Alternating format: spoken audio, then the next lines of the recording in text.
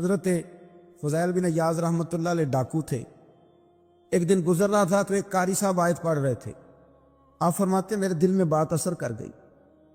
فرماتے ہیں میں فوراً وہ آیت سنی تو میں رویا اور میں وہ حافظ صاحب کے پاس چلا گیا, ان سے اجازت لی, ان کے کمرے میں داخل ہوا. میں نے کہا آپ نے ابھی آیت پڑھی ہے کہ اللہ سارے گناہ معاف کر دے گا, تو جس بندے نے کئی سال ڈاکے ڈالے ہوں اگر وہ بندہ بھی سچے دل سے توبہ کرے تو اللہ معاف کر دیتا ہے. تو حافظ جی کہنے لگے میں کون ہوتا ہوں تمہیں کوئی تفسیر بتانے والا, میں نے تو قرآن کی آیت پڑھی ہے. میرا رب کہتا ہے لا تقنطوا من رحمت اللہ, تم نے مایوس نہیں ہونا, تم آ جانا, معافی مانگ لینا, اللہ سارے ہی گناہ معاف فرما دے گا. فضیل بن عیاض کہتے ہیں میں نے کہا ختم ہو گئی بات, توبہ بھئی. واپس آیا تو وہ میرے ساتھ جو تھے نا ان سے میں نے کہا سردار نیا تلاش کر لو بھائی, توبہ کرنی اب تم کوئی اور سردار تلاش کر لو. اور اوپر سے نہیں کہا, توبہ کی تقریریں نہیں کی اور لیکچر نہیں جھاڑے, رو کے کہا, درد سے کہا, دل سے کہا. تو وہ جو باقی کے تھے نا ان پر سردار کی بات کا اثر ہوا. کہنے لگے سردار ہم نے سردار نیا نہیں ڈھونڈنا, اگر چوریاں مل کے کی ہیں تو اب تو اس طرح تو نہ کر, توبہ بھی مل کے ہی کریں گے. فضیل بن عیاض کہتے ہیں ظاہر ہے مال لوٹا کرتے تھے. میں نے مسئلہ پوچھا علماء سے تو انہوں نے بتایا کہ یہ تو حقوق العباد کا مسئلہ ہے, جو لوٹا ہے وہ تو واپس کرنا ہی پڑے گا. اب میں نے وہ پیسے جمع کیے, اب سارے تو میرے پاس تھے نہیں, جتنے میں دے سکتا تھا دیے, جو کھا چکا تھا وہ رہ گئے. ایک یہودی کے پیسے رہ گئے, اس کے گھر چلا گیا. میں نے جا کے اسے کہا میاں میں نے کر لیا توبہ, اور میں وہ فضیل بن عیاض ڈاکو ہوں جس کے تیرے گھر سے اتنا مال لوٹا تھا, میرے پاس پیسے کوئی نہیں, اب تو اس طرح کر مجھے معاف کر دے. فضیل بن عیاض سے کہنے لگا میں تو پیسے لوں گا, ایسے تو نہیں معاف کرتا. فرمانے لگے پیسے تو کوئی نہیں. وہ کہنے لگا پھر اس طرح کرو میری اونٹوں کو چارہ ڈالو, پیسے پورے ہوئے تو چلے گا نا. کل ڈاکو تھے ابھی وہ, لیکن توبہ سچی کی ہے نا, یہ سچی توبہ والے لوگوں کا طریقہ ہے. اس سے کہہ سکتے تھے کہ جا جتھو لب دینی لے لے, تجھے کہا معاف کر دے, تو تیار ہی نہیں ماننے کو. حضرت فضیل بن عیاض کہنے لگے اگر اونٹوں کو چارہ ڈالنے سے تو معافی دیتا ہے نا تو میں تیرے اونٹوں کو چارہ ڈالنے کو بھی تیار. کیوں کہ راضی اللہ کو کرنا ہے, اپنے ضمیر سے بوجھ اتارنا ہے, بندوں کے سامنے سرخرو نہیں ہونا, اللہ کے حضور ہونا ہے. 2-4 دن چارہ ڈالا تو وہ یہودی ایک دن کہنے لگا کہ یہ نا ٹھیکریوں سے بڑی ہوئی تھیلی ہے, یہ تو ذرا اٹھا کے لا. حضرت فضیل بن عیاض نے اٹھا کے اسے دی, جب اس نے کھولی تو اشرفیوں کی بھری ہوئی تھی. آپ فرمانے لگے تو کرتا ٹھیکریاں اٹھا کے لا. کہنے لگا میں تورات بڑی پڑھتا ہوں, عالم ہوں, میں نے تورات میں پڑھا تھا کہ مسلمان جب سچی توبہ کر لیں گے نا تو رب ٹھیکریوں کو بھی سونا بنا دیا کریں گے, پھر یہ مٹی کے ڈھیلے اشرفیاں بنا کریں گے. تو میں نا تیری توبہ چیک کر رہا تھا, یہ اس میں نے روڑے بڑے ہوئے تھے, لیکن تو اٹھا کے لایا تو تیری توبہ بھی سچی ہے اور تمہارا دین بھی سچا ہے. اب اس طرح کر, معافی شرط پہ دوں گا کہ مجھے کلمہ پڑھا تاکہ میں بھی مسلمان ہوں. کچھ باتیں ایسی ہیں جن کو بیان کرتے ہوئے نا گہرائیاں ساری ختم ہو جاتی ہیں کہ اس سے زیادہ گہری بات کیا ہو سکتی. رانائیاں اور رنگ سارے مان پڑ جاتے ہیں کہ اب اس میں جلوے اور کتنے بھرے جا سکتے تھے. ساری انسان کی سوچیں اور وسعتیں اچانک سمٹنے لگتی ہے کہ یار اتنی بڑی بات. یہ ذرا انداز دیکھیے حضور کا بیان کرنے کا. نبی پاک علیہ السلام فرماتے ہیں جب قیامت والے دن اللہ ان لوگوں کو اجر عطا کرے گا نا جن پر دنیا میں مشکلات آتی رہی, تو فرمایا وہ لوگ سوچیں گے کہ یہ تو مشکلات تھوڑی تھی, کاش کبھی زیادہ آ جاتی نا, کاش ہمارے وجود کینچیوں سے کاٹ دیے جاتے. وہ لوگ سوچیں گے, اور وہ بھی سوچیں گے جن پر مشکلات نہیں آئی تھی کہ کاش کبھی ہم بھی اس چکی سے پس کے آتے نا. اس سے زیادہ بھی کوئی اجر ہو سکتا ہے کہ رب کہتا ہے ان اللہ مع الصابرین, جو مصیبت پہ صبر کر گئے اللہ اس کے ساتھ ہے. معیت الہی اس شخص کو نصیب ہو رہی. رحمت خداوندی سے کبھی نظر نہ ہٹائیں.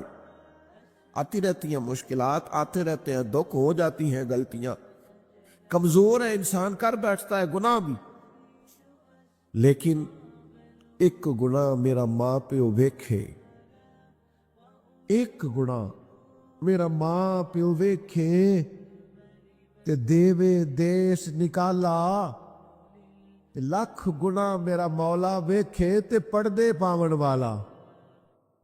ढाल देता है रहमत का पर्दा, करम हो जाता है। रहमत इलाही से कभी तवज्जो ना हटे। अपने दिल को ठंडा रखने के लिए, तबीयत को सुकून में रखने के लिए रहमत। हुजूर अलैहिस्सलाम फरमाते हैं बंदे से गलती हो जाती है, फिर वो अल्लाह की बारगाह में तौबा करता है तो रब फरिश्तों से फरमाता है मेरे बंदे को पता है कि मेरे अलावा माफ करने वाला कोई ना। तो देखो ना वो आ गया है। तो फरिश्ते अपने मालिक की बात की तरफ मुतवज्जे होते हैं तो रब फरमाता है गवाह हो जाओ मैंने इसे माफ कर दिया है।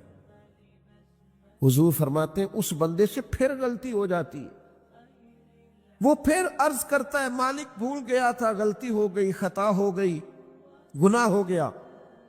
तो अल्लाह फरमाता देखा ना मेरे बंदे को पता है मेरे सिवा माफ करने वाला कोई नहीं, तो जाओ गवाह हो जाओ मैंने माफ कर दिया। हुजूर फरमाते तीसरी बार फिर गलती हो जाती है, ये फिर आ जाता है। तुसी ते मैं दसो जेड़ा 3 वारी आवे ओदा इलाज की है? असी कहने तू बाज आना, कहने हैं कि नहीं, तूने ठीक होना, तू नहीं ठीक हो सकता, तूने नहीं बाज आना, तेरा इलाज अब जा, अब दौड़ जा, तेरा कोई हल नहीं। हुजूर फरमाते 6 बार आ गया, तीसरी बार आके कहता अल्लाह माफ कर दे, तो अल्लाह कहता है पता ना मेरे बंदे को मेरे अलावा माफ करने वाला कोई नहीं, गवाह हो जाओ मैंने इसे माफ कर दिया। गोया वो जब जब आता रहता है रब तब तब उसे माफ फरमाता रहता है। रहमत दा दरिया इलाही, ये दरवेशों ने जो बातें की हैं बड़ी सोच समझ के की।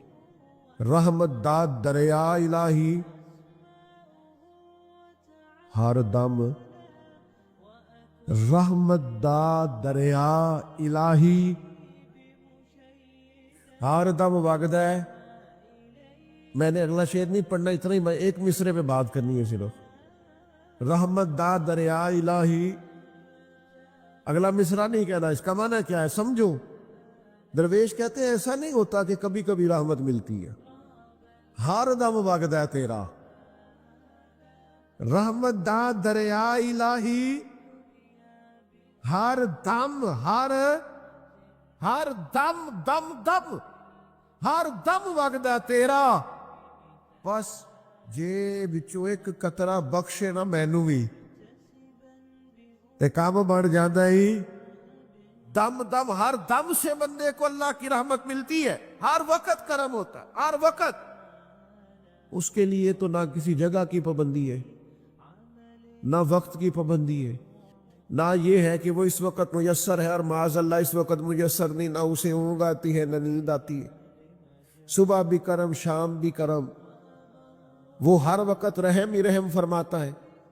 और हुजूर फरमाते जब उसने मखलूक बनाई थी ना, उसी वक्त उसने अपने अर्श पे लिख दिया था लोगों मेरा गजब ज्यादा नहीं मेरी रहमत ही ज्यादा है। जिसने बनाने से पहले कहा था बनाने से करूं शुक्र कितना और फख्र कितना करूं, तेरे करम ने मुझे फायजुल मराम किया और बना के सैयद आलम का उम्मती मुझको गुनाह से पहले ही बख्शिश का इंतजाम किया। जब हुजूर का उम्मती बनाया था ना तो गुनाह तो बाद में करने थे ना, उम्मती बना के बख्शिश का बंदोबस्त पहले कर दिया है। बख्शिश का बंदोबस्त मैं ज्यादा नहीं खोल सकता इस बात को, गलती बाद में होनी है, बख्शिश का बंदोबस्त पहले। और हुजूर फरमाते रब ने मखलूक बनाई तो ये लिख दिया कि लोगों याद रखना गजब ज्यादा नहीं है, रहमत ही तुम्हें करम ही ज्यादा मिलेगा। अच्छा हुजूर ना कई कई तरीकों से इस रहमत को बयान करते, कई कई जावियों से, कई कई मुख्तलिफ अंदाज से अल्लाह के करम को लोगों के सामने उजागर करते। हुजूर अलैहिस्सलातु सलाम के सामने ना एक जंग का मौका था तो एक औरत का बच्चा गुम हो गया। یہ نا ساری گھنٹیاں بچ جاتی ہیں اگر کوئی بچہ گم ہو جائے. جتنی گھنٹیاں ہوتی ہیں نا، دل کی بھی، روح کی بھی، کانوں کی بھی، ساری گھنٹیاں ہی، مطلب آپ فوری طور پر جو لٹک جاتے ہیں نا زمین آسمان کے بیچ کے، بچہ بڑی دیر سے بیل ہی نہیں رہا، وہ جو ایک وقت ہوتا ہے نا، وہ پل صراط پہ گزرتا ہے. یہ آسان ڈاکٹر کہہ دینا رپورٹ کرا لو مجھے فلانے سخت موذی مرض کا ڈر ہے، تو وہ رپورٹ کرانے کے بعد جو اس کے نتیجے کا انتظار ہوتا ہے نا، وہ جو کرب ہوتا ہے وہ خطرناک ہوتا ہے. اب بات کو سمجھیں. انسان کو محسوس ہو کہ میرے جگر کا پارا، میرا ٹکڑا، میرا بیٹا مل نہیں رہا، تو کیفیات کا رنگ اور ہو جاتا ہے. یہ ایک وارفتگی ہے نا، بچے کے ساتھ پیار ہے. ایک جنگ کا موقع تھا، نبی کریم صلی اللہ تعالی علیہ وسلم تشریف فرما ہے، ایک عورت کا بچہ گم ہو گیا. وہ بڑی بے چین ہے، بڑی نڈھال ہے، بڑے کرب میں ہے، تڑپتی ہے، کبھی ادھر بھاگتی، کبھی ادھر بھاگتی، کبھی اس سے پوچھتی، کبھی اس سے سوال کرتی، تلاش رہی ہے اپنے بچے کو. تو یہ سارا منظر، یہ ساری تصویر لوگوں کی آنکھوں کے سامنے، تو اس کرب کو ہر شخص محسوس کر رہا تھا، اس کی کیفیت کو ہر آدمی اپنی آنکھوں سے دیکھ رہا تھا. اللہ کے حبیب علیہ الصلوۃ والسلام نے عین اس وقت جب لوہا پورا گرم ہو گیا، ذہن پورے تیار ہو گئے، تو محبوب نے ایک مسئلہ سمجھایا. حضور فرمانے لگے بتاؤ نا، اگر اس خاتون کو اس کا بچہ مل جائے، جتنی تڑپ رہی ہے، تو کیا اس بچے کو آگ میں ڈال دے گی؟ تو وہ کیفیت سارے دیکھ رہے تھے، مشکات میں حدیث موجود ہے. عرض کی یا رسول اللہ، سوال ہی نہیں پیدا ہوتا. اس کا جو درد ہے، اس کی جو تڑپ ہے، اس کی جو کیفیت ہے، وہ تو کچھ اور پتہ دیتی ہے. تھوڑی دیر کے لیے بچھڑ گیا ہے تو اتنی تکلیف میں ہے، تو کجا یہ کہ وہ آگ میں جلا دے. جب ذہن یہاں تک تیار ہو گئے، لوگوں کا ذہن یہاں تک تیار ہو گیا، تو اب میرے کریم محبوب کی آنکھوں میں آنسو آئے.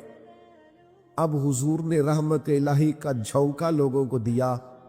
کریم فرمانے لگے جتنا یہ اپنے بچے سے پیار کرتی ہے نا، رب کریم اس سے بڑھ کر اپنے بندے سے محبت فرماتا.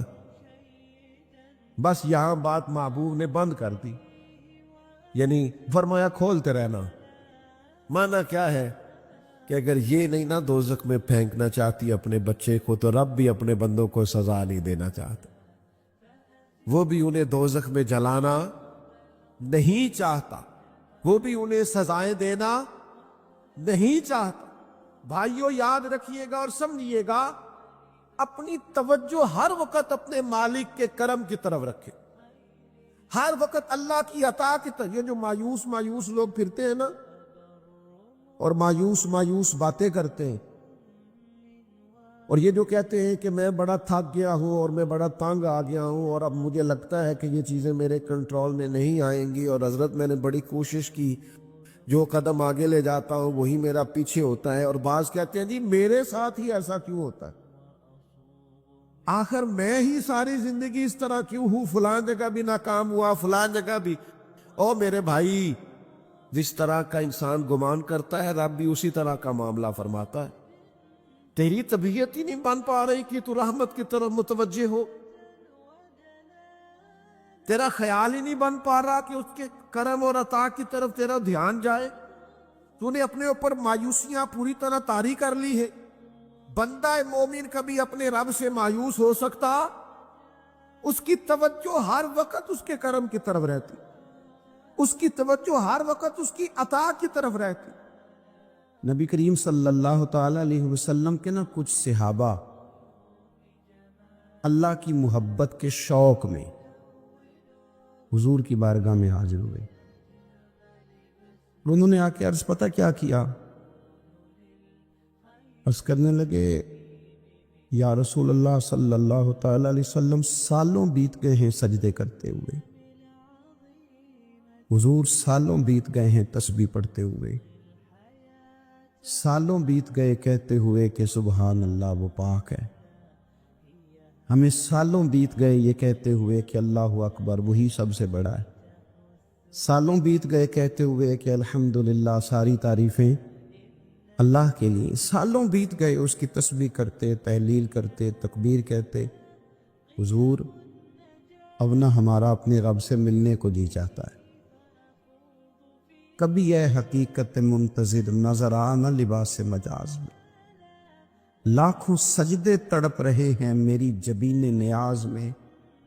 اور اقبال کہنے لگے کہ تیرے عشق کی انتہا چاہتا ہوں، تو میری سادگی دیکھ کیا چاہتا ہوں، میرا ذرا سا تو دل ہے مگر شوق اتنا، میں وہی لن ترانی سنا چاہتا ہوں۔ میرا بھی دل کرتا ہے کہ اللہ میں تجھے کہوں میں تجھے دیکھنا چاہتا ہوں، جس طرح حضرت موسیٰ کلیم علیہ السلام نے کہا تھا، اور تو مجھے کہے کہ لن ترانی تو نہیں دیکھ سکتا، ذرا سا تو دل ہے مگر شوق اتنا، میں بھی وہی لن ترانی سنا چاہتا ہوں۔ پھر کہنے لگے بھری بزم میں راز کی بات کہہ دی، بڑا بے ادب ہوں سزا چاہتا ہوں۔ دیکھو سب لوگوں کے بیچ ہی میں نے یہ کہہ دیا۔ میرے عزیز صحابہ نا شوق میں، کتنے سارے لوگ ہیں آپ، کتنی ماشاءاللہ بڑی تعداد میں آپ آئیں،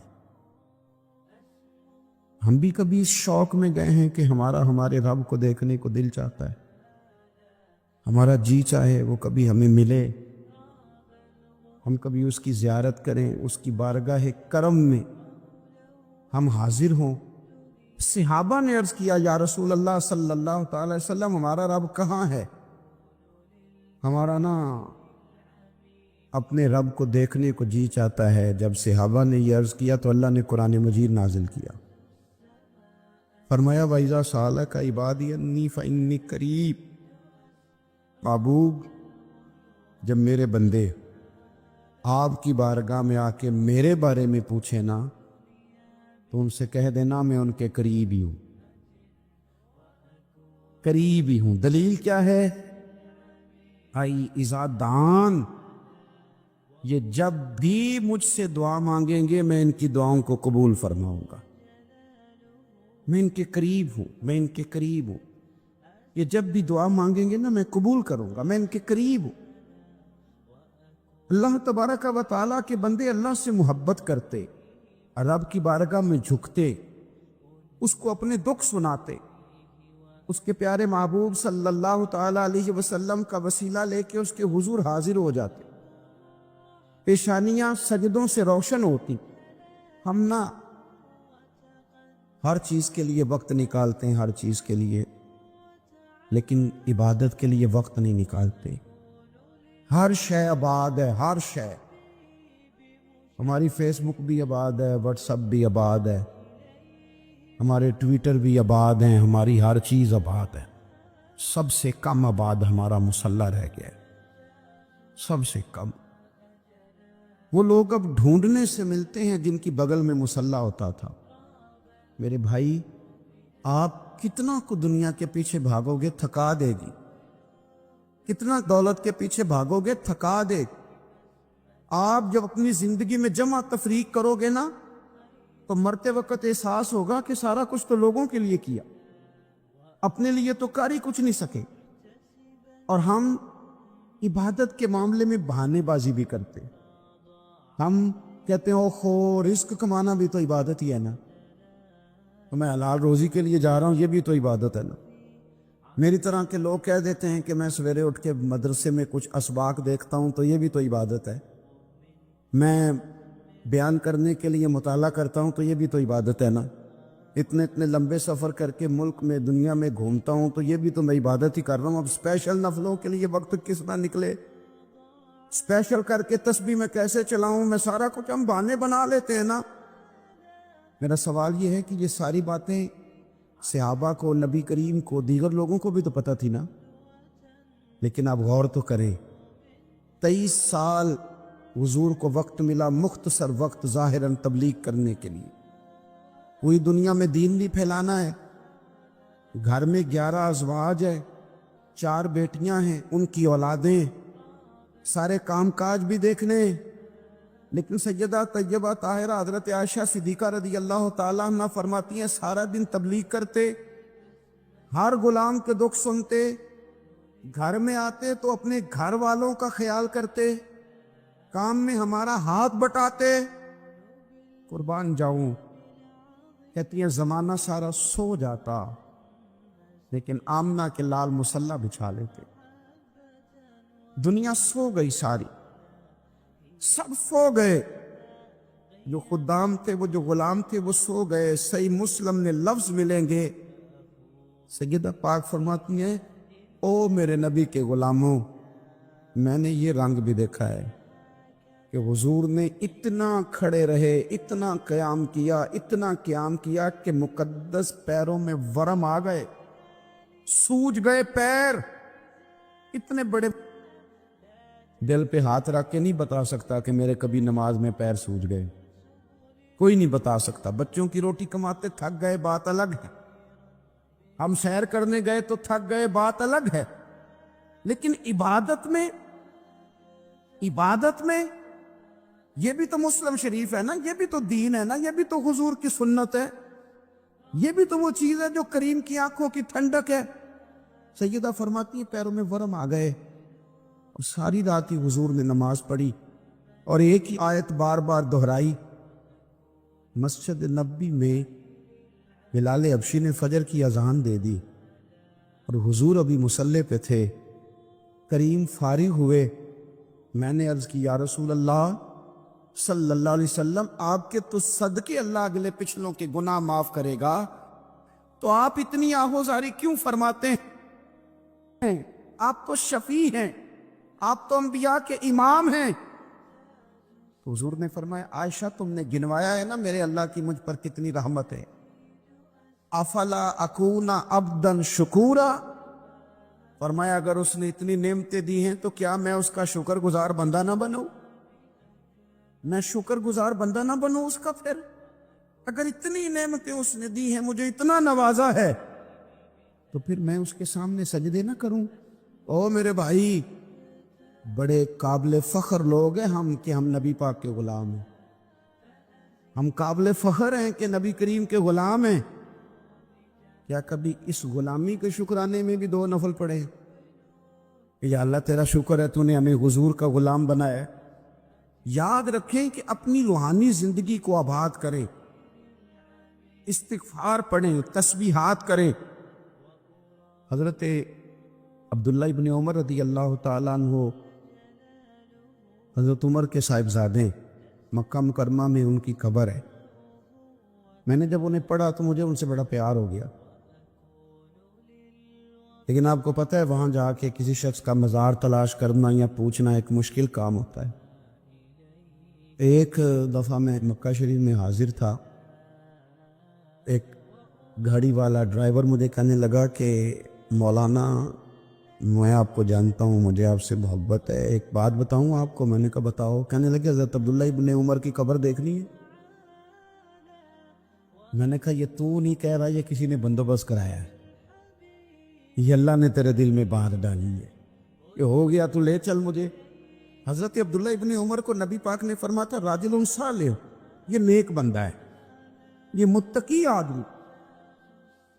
حضرت عبداللہ ابن عمر رضی اللہ تعالیٰ عنہ سیدنا فاروق اعظم رضی اللہ تعالیٰ عنہ کے صاحبزادے ہیں، اور ان کی ہمشیرہ سیدہ حفصہ رضی اللہ تعالیٰ عنہ حضور کی زوجہ محترمہ ہے۔ ایک دن اپنی ہمشیرہ سے کہنے لگے کہ نبی کریم صلی اللہ تعالیٰ علیہ وسلم گھر میں آئے نا، اور اگر حضور غم امت میں پریشان نہ ہو، طبیعت کو حشاش بشاش دیکھو، تو ذرا پوچھنا تو صحیح حضور کا میرے بارے میں کیا خیال ہے، پوچھنا تو صحیح کہ کریم کی بارگاہ میں میرا کیا مقام ہے، میرے بارے میں حضور کیا فرماتے ہیں۔ اب بہن کو کام بتائے، اور بتائے بھی بھائی، اور پھر بہن وہ کام نہ کرے، یہ تاریخ میں ہوتا نہیں۔ حضرت عمر فاروق رضی اللہ تعالیٰ عنہ کی صاحبزادی ام المومنین رضی اللہ تعالیٰ عنہ فرماتی ہیں کہ میں تو بس منتظر تھی، انہوں نے تو کہا تھا نا کہ اگر تم حشاش بشاش دیکھو تو بات کرنا، لیکن حضور تشریف لائے، میری باری تھی, میرے گھر تشریف لائے, کھانا پیش کیا تو فوراً میں نے عرض کی حضور ایک بات پوچھنی تھی. حضور نے فرمایا پوچھئے. میں نے عرض کی حضور میرے بھائی عبداللہ ابن عمر کے بارے میں آپ کا کیا خیال ہے؟ نوجوانوں میری بات پہ غور کرنا, میرے بھائی کے بارے میں آپ کا کیا خیال ہے؟ تو نبی کریم صلی اللہ تعالیٰ علیہ وآلہ وسلم نے میری طرف دیکھا اور پھر حضور زیر لب تھوڑا مسکرائے. اور بریلی کے امام کہتے ہیں کہ حضور مسکرا دیتے تھے نا تو جو بڑا دکھی ہوتا تھا وہ بھی ہنس پڑتا تھا. اب سوال پیدا ہوتا تھا کہ پھر تو اس مسکراہٹ کے لیے انتظار کرنا پڑتا ہوگا کئی مہینے کہ حضور مسکرائیں تو رونے والے ہنسیں. تو اعلیٰ حضرت فرماتے نہیں, انتظار نہیں کرنا پڑتا, یہ مسکراتے رہنا تو حضور کی عادت ہے. جس کی تسکین سے روتے ہوئے ہنس پڑے اس تبسم کی عادت پہ لاکھوں سلام. یعنی یہ تو عادت ہے حضور کی مسکراتے رہنا, اس کے لیے انتظار نہیں کرنا پڑتا. بھائیو آپ خیال رکھیں گے, غور کریں گے. حضرت عبداللہ ابن عمر رضی اللہ تعالیٰ عنہ کے بارے میں پوچھا تو سیدہ فرماتی ہیں کہ نبی کریم صلی اللہ تعالیٰ علیہ وسلم نے زیر لب مسکرائے اور فرمایا حفصہ تیرا بھائی ہے تو اچھا, لیکن میں نے سنا ہے کہ عشاء کی نماز پڑھتا ہے تو فجر تک سویا ہی رہتا ہے. او نوجوانوں, 10 بجے تک سونے کی بات نہیں ہوئی, 9 بجے تک سونے کی بات نہیں ہوئی, 11 بجے اٹھنے کی بات نہیں. حضور فرمانے لگے میں نے سنا ہے کہ عشاء کی نماز پڑھ کے سو جاتا ہے اور فجر تک سویا ہی رہتا ہے. اسے چاہیے کہ تہجد کے وقت اٹھا کرے, اللہ کی بارگاہ میں حاضر ہوا کرے, آہوزاری کرے, سجدے کرے, عبادت کرے. اٹھتا ہے اور فجر میں جا کے اٹھتا ہے. حضرت جناب حفصہ رضی اللہ تعالیٰ عنہ کہتی ہے میں نے جناب عبداللہ ابن عمر کو پیغام دیا اور میں نے کہا میرے جوان بھائی سون. نبی پاک نے فرمایا ہے تو اچھا پر تہجد میں نہیں اٹھتا, نفل نہیں پڑھتا. او میری ملت کے جوانوں, مزہ نہیں آ جاتا جب ساری دنیا سوئی ہو, ساری دنیا, اور بستر بھی گرم ہو اور نیند بھی پورا غلبہ کر رہی ہو, اور اچانک گھنٹی بجے دماغ میں, آنکھ کھلے, گھڑی پہ نظر پڑے, 3:30-4 بجے کا پیغام گھڑی بتائے, اور کوئی چڑھتی جوانی والا اٹھ کے وضو کرے, اور جب وہ مصلی کھول کے بچھائے تو مدینے والے محبوب کہتے ہیں کہ ہر نماز پہ رب ثواب دیتا ہے, اور جو اٹھ کے تہجد کی نماز پڑھے اسے دیکھ کے تو رب مسکراتا ہے. جو اس کی شان کے لائق ہے, جو اس کی شان کے لائق, وہ مسکراتا ہے, خوش ہوتا ہے کہ میرا بندہ تہجد میں اٹھ گیا, وہ مسکراتا ہے. کاش ہماری صبحیں کبھی اپنے مالک کے نام ہو جائیں. کاش کہ صبح حضرت ابو الحسن رحمۃ اللہ تعالی علیہ حضرت معاذ ابن جبل رضی اللہ تعالیٰ عنہ کے پاس بیٹھا کرتے تھے. فرماتے ہیں ان سے جو پیار بڑھا تو پھر میرا مصلی سے بھی بڑھ گیا. تابعی ہیں, فرماتے ہیں صحابی رسول سے محبت ہوئی تو ذکر سے بھی ہو گئی, پھر درود شریف سے بھی ہو گئی. محبت ان سے بڑھی تو پھر اللہ نے مسجد کا پیار بھی بڑھا دیا. آپ فرماتے ہیں کہ میری ہر وقت طبیعت چاہتی تھی کہ بس اللہ اللہ کروں, بس اللہ اللہ کروں, بس نہ میں ذرا تھوڑی جان چھڑاؤں لوگوں سے, کو 10 منٹ ملیں تو میں کچھ 4 نفل پڑھ لوں, میں تھوڑا سا نہ بچوں لوگوں سے, اور مجھے تسبیح ملے تو میں نہ کچھ 400-500 دفعہ استغفار پڑھوں, سبحان اللہ, الحمدللہ, اللہ اکبر, لا حول ولا قوت الا باللہ, میں نہ تسبیحات پڑھوں. فرماتے ہیں کہ بچے تھے گھر میں 6-7, غربت تھی, کام ملتا کوئی نہیں تھا, اور میں کام چور نہیں تھا, کام ڈھونڈتا تھا, پر اللہ کی قدرت کے کام نہیں ملتا تھا. فرماتے ہیں کہ میں نے ایک دن اپنی اہلیہ سے کہا کہ آج میں پھر جاتا ہوں کام ڈھونڈنے. تو میری بیوی بڑی فرما بردار تھی, پر اس دن نہ غربت کے ہاتھوں تنگ آ کے کہنے لگی آج نانا کوئی تو چیز لے کے آیا, تو مجھ سے بچوں کی بھوک نہیں دیکھی جاتی. یہ سب روگاں دا روگ محمد جس دا نام غریبی.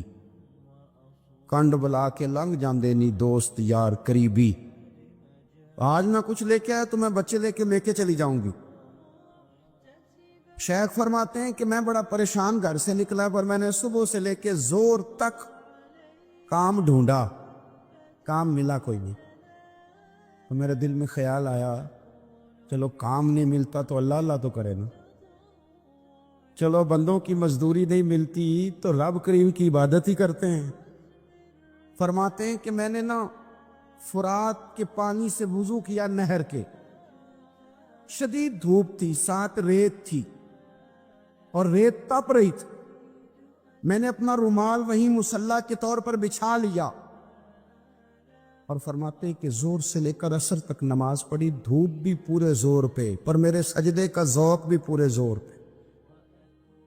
فرماتے ہیں سورج بھی چمک رہا ہے اور رب کی عبادت کا ذوق بھی پورے زور پہ. میں سجدہ کروں تو پھر میرا اٹھانے کو جی نہ چاہے. میرے استاد لکھا کرتے تھے، یہ ان کا شعر ہے، وہ کہا کرتے تھے مجھے سوز دے، مجھے ساز دے اور مجھے نیم شب کا نیاز دے. دم سجدہ خود کو میں توڑ دوں، مجھے ایسا ذوق نماز دے. اور میں تیری بہار کا پھول ہوں، میں کھلا بھی ہوں تو تیرے لیے. مجھے میری شاخ سے توڑ لے، مجھے اپنی زلف کا ناز دے. بھائی فرماتے ہیں کہ عصر تک میں نے نفل پڑھے، دل ڈھلنے لگا. عصر کی نماز پڑھی اور میں وہاں سے چلا. اب میں جب نکلنے لگا تو دل میں خیال آیا کہ چھوٹی چھوٹی دیواریں ہیں گھر کی، بغیر کچھ لیے جاؤں گا تو بیوی دور سے دیکھے گی تو شور کرے گی کہ پھر خالی ہاتھ آ گیا ہے. کہتے میں نے اپنے اسی رومال میں جس پہ میں نے نماز پڑھی تھی نا، رومال میں کیا عقیدہ پنجابی جسافہ کہتے ہیں، اسی میں نا میں نے کچھ ریت بھر لی کہ وہ دور سے دیکھے گی تو سمجھے گی کچھ لے کے آیا ہے. چلو جا کے اسے بتا دوں گا کہ آج پھر مزدوری نہیں ملی. کہتے ہیں وہ ریت لے کر جب میں گھر میں گیا تو پہلے بیوی دروازے پہ کھڑی ہوتی تھی، پوچھتی تھی خالی ہاتھ آ گئے ہو؟ آج میں نے دیکھا تو ہے ہی کوئی نہیں. فرماتے ہیں میں اندر داخل ہوا، سلام لیے، کونے میں نے وہ رومال رکھ دیا اور میں نے آواز دی کہ بھلی مانس کہاں ہو؟ تو وہ کہنے لگی آپ منہ ہاتھ دھو لے، میں روٹی لے کے آئی. میں نے کہا روٹی کہاں سے آ گئی؟ یہاں تو کئی دنوں کے فاقے، تو کئی دنوں کی غربت ہے، یہاں تو اس گھر میں تو فقیری ہے. فرماتے ہیں کہ وہ روٹی لے کے آئی اور اس وقت کی جو موجودہ نعمتیں تھیں، سمجھ لیں سلاد، اچار، ہر چیز ساتھ لائی. میں نے کہا کہ بچے کہاں گئے؟ کہنے لگی وہ کھانا کھا کے کھیلنے گئے، آپ کھانا کھا لیں آ جاتے. کھانا اس نے چن دیا. میں نے حیرت انگیز لہجے میں ساری نعمتیں اپنے دسترخوان پہ دیکھ کر کے بیوی سے پوچھا یہ کہاں سے آیا کھانا؟ بچوں کو تو نے کہاں سے کھانا کھلایا؟ یہ سارا کچھ کیسا ہے؟ کہنے لگی پتہ نہیں آج آپ کس کریم کی مزدوری کرنے چلے گئے تھے، پتہ نہیں کس کریم کی. میرے گھر میں تو اتنی نعمتیں آئی ہیں کہ مجھ سے سنبھالی نہیں جا رہی. اتنا اناج ہے، اتنا گندم ہے، کس کریم کے دروازے آج چلے گئے تھے؟ یہ کہتے کہتے وہ اٹھی اور اٹھ کر کے کہنے لگی پہلے بڑا کچھ آیا تھا، اب کیا لے آئے ہو؟ اور جا کر کے نا اس نے وہ ریت والا رومال کھولا. کہنے لگے میں تو لے کے آیا تھا ریت، تو میرے رب نے اسے بھی سونے اور ہیرے بنا دیا تھا. جب آپ کی توجہ اللہ کی جانب، میرے نبی پاک صلی اللہ تعالی علیہ وسلم نے فرمایا ہر چیز اپنے رب سے مانگ، ہر چیز مانگ، ہر چیز مانگ. یا رسول اللہ کیا کچھ؟ میرے محبوب نے فرمایا تیرے گھر میں نمک بھی ختم ہو جائے تو وہ بھی اپنے رب سے مانگا کر. لقد من اللہ علی المؤمنین اذ بعث فیہم رسولا. رب کہتا ہے میں نے تم پر احسان کیا ہے کہ میں نے تمہیں اپنا رسول عطا فرمایا. حضور کا سارا وجود ہی ہمارے اوپر احسان. لیکن آپ دیکھ لیں اس احسان مندی کا جو خاص جذبہ ہونا چاہیے تھا اور ہمارے وجود میں اس کے جو اثرات ہونے چاہیے تھے اور ہماری طبیعت جس طرح جھکی ہوئی ہونی چاہیے تھی اس احسان پر، وہ ہمارا مزاج نہیں بنتا الا ماشاء اللہ. اللہ تعالیٰ کے احسانات ہیں، نبی پاک کے احسانات ہیں، پھر علماء، مشائخ، قرآن مجید کے تراجم، تفاسیر، احادیث کی شروحات لکھنے والے، ہمیں سمجھانے والے، جو ہمیں اللہ رسول سے جوڑتے ہیں، جو ہمیں وہ رستہ دکھاتے ہیں، ان لوگوں کے احسانات ہیں، ہمارے اساتذہ کے احسانات ہیں۔ اور دنیاوی احسانوں میں سب سے بڑھ کر جو ہمارے اوپر احسان ہے وہ ہمارے والدین کا ہے۔ اور قرآن مجید میں اللہ کریم نے فرمایا میرا بھی شکر ادا کرو اور اپنے ماں باپ کا بھی شکر ادا کرو، ان کا بھی شکریہ ادا کرو۔ مزاجوں میں تشکر کا جذبہ نہیں۔ تو میں ایک دوست ناراض ہو گئے اپنے گھر سے، تو والد نے انہیں کہا ٹھیک ہے آپ الگ ہو جائیں، جو ان کا حصہ تھا وہ ان کو دے دیا۔ 4 بھائیوں میں سے ایک کو انہوں نے روانہ کر دیا۔ اب ظاہر ہے کچھ پریشان ہوئے، گھر چھوڑنا تھا تو ایک اور جگہ منتقل ہوئے، تو ان کے ایک دوست نے ان کی مدد کی اور ان کو انہوں نے کچھ دن اپنے ساتھ رکھا، پھر آہستہ آہستہ مواقع بن گئے اور جگہ ان کو مل گئی۔ تو میرے ساتھ گفتگو کر رہے تھے، تو ہم جو سادہ لوگ ہوتے ہیں، دیسی دیہاتی، وہ ہم ایک بات ہی پکڑ لیتے ہیں ساری زندگی، اور تصویر کا دوسرا رخ دیکھنے کو تیار نہیں ہوتے۔ کہنے لگے جی یہ میرا محسن ہے، اس نے اتنے دن مجھے گھر رکھا، کوئی 20-25 دن اس نے مجھے اپنے گھر رکھا، پھر اس نے میرے ساتھ تعاون کیا، پھر کاروبار چلانے میں میری مدد کی، پھر مجھے مکان لے کے دیا۔ 1-2 سال تک اس طرح اس نے مجھے سپورٹ کیا کہ میں ٹانگوں پہ کھڑا ہو گیا۔ اماں ابا نے تو مجھے نکال دیا تھا، اور ان کے وہ شکوے بھی بیان کرنے لگا، شکایتیں بھی کرنے لگا۔ تو میں نے اسے کہا کمال ہے نا، جس نے 20 دن گھر میں رکھا وہ محسن ہے، اور جس ماں نے 9 مہینے پیٹ میں رکھا اس کے بارے میں تیرا رویہ ہی بدل گیا ہے۔ آپ غور کریں گے اور سمجھیں گے اس بات کو کہ 9 ماں نے پیٹ میں رکھا، تو کیا دکھ سہے، کیا تکلیف ہے۔ اور میں نے کہا اس نے 2 سال سپورٹ کی ہے، اور یہ تو تیرا محسن ہے، اور جس باپ نے اتنی سپورٹ کی کہ تیرے 3 بچے بھی ہو گئے، تو وہ بس 1-2 منٹ میں تو وہ چپ کر گیا۔ میں نے کہا تمہیں یہ سپورٹ نظر نہیں آئی؟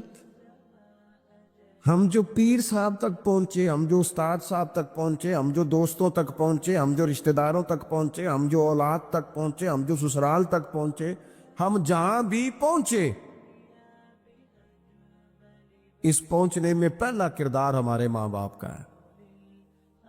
یہ پہلی درسگاہ ہے۔ میرے والد صاحب اپنا نام نہیں لکھنا جانتے تھے، میری اماں اپنا نام نہیں لکھ سکتی تھی، لیکن میں اپنے دوستوں سے کہتا ہوں کبھی مجھے موقع ملے تو 2 جلدوں میں کتاب لکھوں گا اپنے ماں باپ۔ میری والدہ کے بارے میں کوئی مجھ سے پوچھے کہ آپ کی اماں کیا ہے، تو میں کہوں گا میری اماں میرے لیے یونیورسٹی ہے، میری اماں میرے لیے اتھارٹی ہے، اس لیے کہ اس گود کے اندر بیٹھ کے جو سیکھا ہے وہ کہیں اور سیکھنے کو نہیں ملا۔ میرے والد صاحب میرے لیے اسکول آف تھاٹ ہیں، میری سوچوں پر پہلا اثر ان کا ہے۔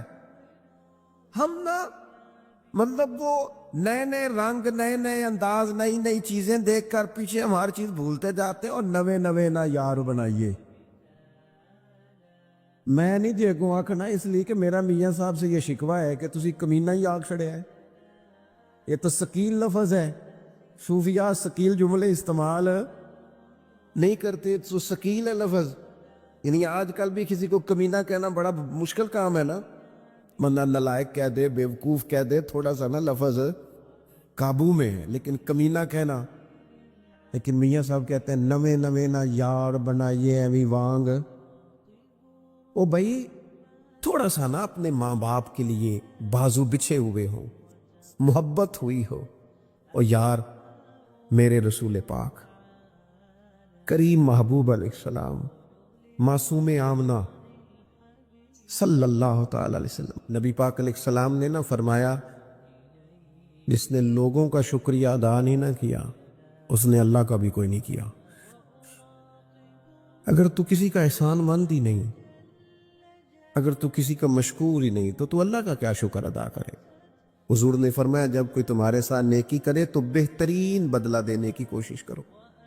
وہ بابا بلے شاہ صاحب نے نا کتے کی وفاداری کا بیان فرمایا ہے۔ اور بڑی سمجھنے والی بات ہے، بابا صاحب کہتے ہیں کہ کتا جو ہے نا اس کے ہم مالک ہیں، تو ہمارا بھی تو کوئی مالک ہے نا۔ فرماتے ہیں ایک روٹی کتے کو ڈالتے ہیں، دوسری مانگے تو کئی دفعہ لوگ جوتا بھی مار دیتے ہیں، لیکن خود مالک جو ہے کتے کا وہ پنکھے کے نیچے اے سی کے نیچے سویا ہے، اور کتا جا کے صبح کسی درخت کے نیچے سوتا ہے، اور ساری رات مالک سویا ہوا ہے، یہ پہرے داری کر رہا، اور کسی کو بھی اس کے گھر میں آنے نہیں دے رہا۔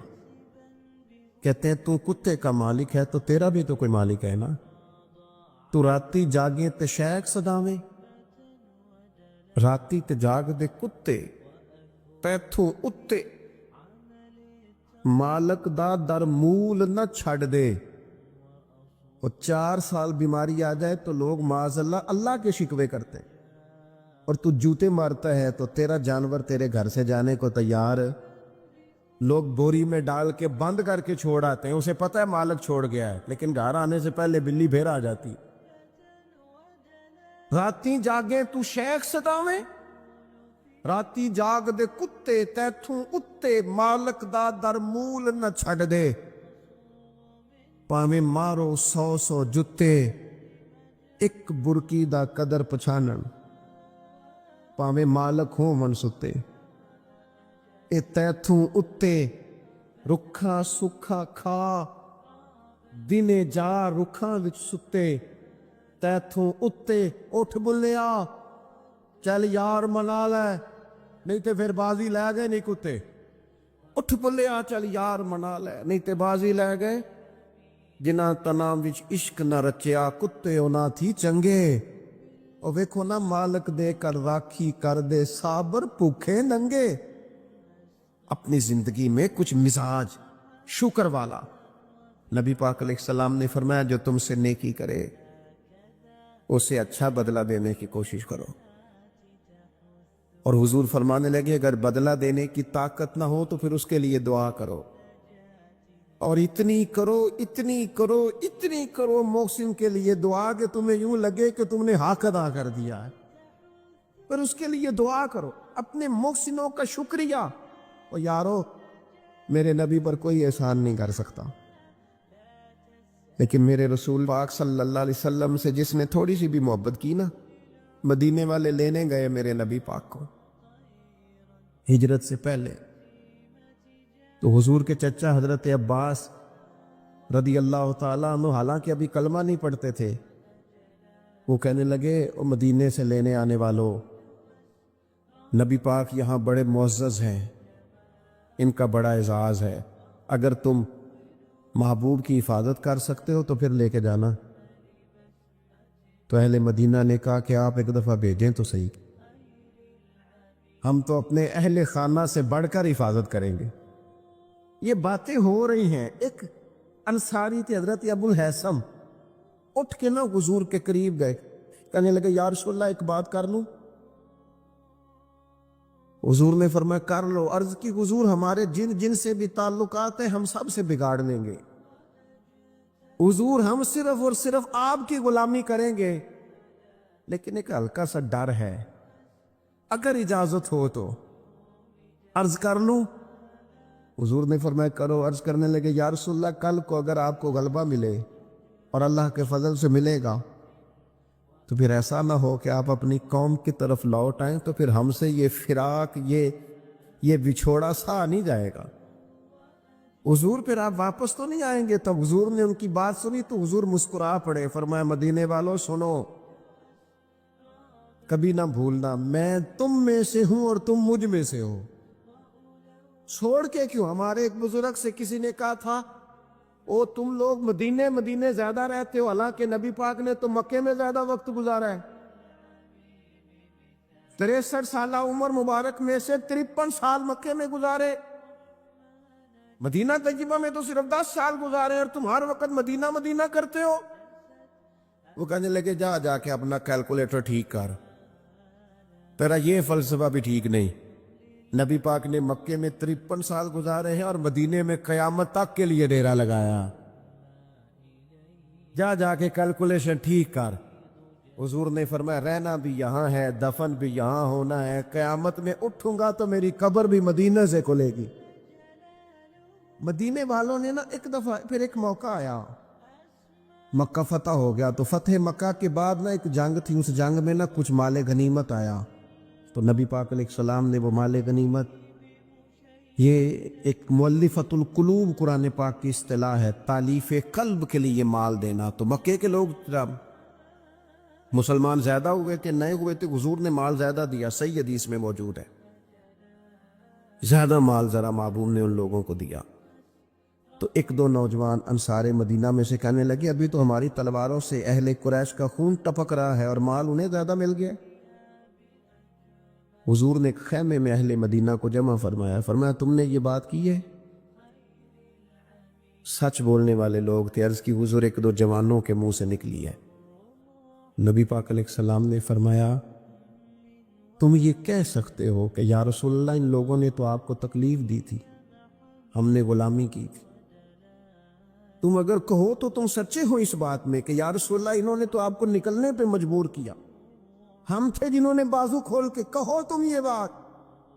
تڑپ گئے اہل مدینہ، عرض کی حضور نہیں، ہم تو اندھیروں میں تھے، آپ کی برکت سے اللہ نے ہدایت کا نور عطا کیا۔ یا رسول اللہ صلی اللہ تعالی علیہ وسلم، آپ کے ذریعے اللہ نے ہمیں اپنی پہچان عطا کی، قرآن عطا فرمایا، یہ ساری نعمتیں آپ کے صدقے ملی۔ فتح حضور نے اہل مدینہ کی وفاؤں کا کس طرح ذکر فرمایا، فرمایا مدینے والوں اگر ہجرت کا موقع نہ ہوتا، رب نے ہجرت نہ رکھی ہوتی تو میں تو انصار مدینہ میں سے ہوتا۔ اور حضور فرمانے لگے اگر لوگ چلیں مختلف وادیوں میں تو مدینے والوں جس وادی میں تم چلو گے میں بھی اسی وادی میں چلوں گا۔ اور حضور نے فرمایا میرے مدینے والوں سے، انصار مدینہ سے صرف مومن ہی محبت کرے گا، اور ان سے جو بغض رکھے گا وہ منافق ہوگا، کیونکہ ان کی وفاؤں کا صلہ ہے کہ رسول پاک نے انہیں عزتیں عطا فرمائی۔ تھوڑا سا اپنی زندگی میں احسان مندی کا مزاج، ہمارے ہاں نا خود غرضی کو باقاعدہ رواج دیا گیا، اور بڑے بڑے غلط جملے جو اخلاقاً اپنی زبان سے ادا بھی نہیں کیے جا سکتے، میں تو جی کام نکالنے کے لیے کسی کو بھی باپ بنا لیتا، معاذ اللہ، مسلمان تو اس طرح کی بات نہیں کر سکتا۔ یہ خود غرضی، یہ لالچ، یہ وقتی طور پر کسی شخص کو استعمال کرنا، ٹیشو پیپر بنانا، یہ اہل ایمان کا تو طریقہ ہی نہیں۔ وہ تو یاد رکھتے ہیں ہر ایک کا احسان، وہ تو کسی نے محبت کی ہو تو اس کا خیال رکھتے ہیں، وہ تو ان چیزوں کو سمجھ۔ حضرت جعفر طیار نے کہاں شہادت دی تھی؟ جنگ موتا میں، اور حق تھا اہل ایمان کا کہ وہ شہادت پیش کرتے، لیکن دین کے لیے گئے نا، حضور علیہ الصلاۃ والسلام کے فرمان پر گئے تو محبوب نے ان چیزوں کو یاد رکھا۔ جب ان کی شہادت کی خبر آئی تو حضور خود حضرت جعفر طیار کے گھر گئے، ان کے بچوں کو سینے سے لگایا، 3 دن تک حضور کے گھر سے کھانا پک کے آتا رہا۔ اور حضرت جعفر طیار کے بیٹے کہتے ہیں میرے لیے نبی پاک نے دعا کی تھی برکت کی، تو فرماتے ہیں زندگی میں کوئی ایسا سودا مجھے ملا ہی نہیں جس میں اللہ نے ڈھیروں نفع نہ عطا فرمایا ہو۔ لیکن ان کی اہلیہ حضرت جعفر طیار کی گھر والی رو پڑی، عرض کی یا رسول اللہ صلی اللہ تعالی علیہ وسلم اب میرے بچوں کا کیا بنے گا؟ والد کا سایہ اٹھ گیا، لیکن اسلام کسی کا حق نہیں رکھتا، کوئی مخلص ہو کر دین کے ساتھ چلے اور پھر اس شخص کا حق رکھا جائے، اس کی قدردانی نہ ہو، اس کو نوازا نہ جائے۔ من عامل صالحا من ذکر او انثی وهو مؤمن فلنحیینہ حیاتا طیبہ۔ اللہ فرماتے ہیں جو بھی ایمان لانے کے بعد نیک اعمال کرے، چاہے مرد ہو چاہے عورت ہو مومن، فَلَنُحْيِيَنَّهُ حَيَاةً طَيِّبَةً، ہم اسے پاکیزہ زندگی عطا فرمائیں، اسے اعزازات سے نوازا جائے گا، حیات طیبہ ملے۔ اور حضور فرمانے لگے اگر بدلہ دینے کی طاقت نہ ہو تو پھر اس کے لیے دعا کرو، اور اتنی کرو اتنی کرو اتنی کرو محسن کے لیے دعا کہ تمہیں یوں لگے کہ تم نے حق ادا کر دیا ہے۔ پھر اس کے لیے دعا کرو، اپنے محسنوں کا شکریہ۔ اور یارو، میرے نبی پر کوئی احسان نہیں کر سکتا، لیکن میرے رسول پاک صلی اللہ علیہ وسلم سے جس نے تھوڑی سی بھی محبت کی نا، مدینے والے لینے گئے میرے نبی پاک کو ہجرت سے پہلے، تو حضور کے چچا حضرت عباس رضی اللہ تعالیٰ عنہ حالانکہ ابھی کلمہ نہیں پڑھتے تھے، وہ کہنے لگے او مدینے سے لینے آنے والوں، نبی پاک یہاں بڑے معزز ہیں، ان کا بڑا اعزاز ہے، اگر تم محبوب کی حفاظت کر سکتے ہو تو پھر لے کے جانا۔ تو اہل مدینہ نے کہا کہ آپ ایک دفعہ بھیجیں تو صحیح، ہم تو اپنے اہل خانہ سے بڑھ کر حفاظت کریں گے۔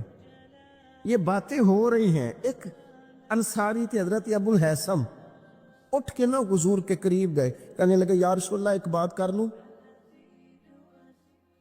حضور نے فرمایا کر لو۔ عرض کی حضور ہمارے جن جن سے بھی تعلقات ہیں ہم سب سے بگاڑ لیں گے، حضور ہم صرف اور صرف آپ کی غلامی کریں گے، لیکن ایک ہلکا سا ڈر ہے، اگر اجازت ہو تو عرض کر لوں؟ حضور نے فرمایا کرو۔ عرض کرنے لگے یا رسول اللہ کل کو اگر آپ کو غلبہ ملے اور اللہ کے فضل سے ملے گا تو پھر ایسا نہ ہو کہ آپ اپنی قوم کی طرف لوٹ آئیں، تو پھر ہم سے یہ فراق، یہ بچھوڑا سا نہیں جائے گا۔ حضور پھر آپ واپس تو نہیں آئیں گے؟ تب حضور نے ان کی بات سنی تو حضور مسکرا پڑے، فرمایا مدینے والوں سنو، کبھی نہ بھولنا میں تم میں سے ہوں اور تم مجھ میں سے ہو۔ چھوڑ کے کیوں؟ ہمارے ایک بزرگ سے کسی نے کہا تھا او تم لوگ مدینے زیادہ رہتے ہو، حالانکہ نبی پاک نے تو مکے میں زیادہ وقت گزارا ہے۔ 63 سالہ عمر مبارک میں سے 53 سال مکے میں گزارے، مدینہ طیبہ میں تو صرف 10 سال گزارے، اور تم ہر وقت مدینہ کرتے ہو۔ وہ کہنے لگے جا کے اپنا کیلکولیٹر ٹھیک کر، تیرا یہ فلسفہ بھی ٹھیک نہیں۔ نبی پاک نے مکے میں 53 سال گزارے ہیں اور مدینے میں قیامت تک کے لیے ڈیرا لگایا، جا کے کیلکولیشن ٹھیک کر۔ حضور نے فرمایا رہنا بھی یہاں ہے، دفن بھی یہاں ہونا ہے، قیامت میں اٹھوں گا تو میری قبر بھی مدینہ سے کھلے گی۔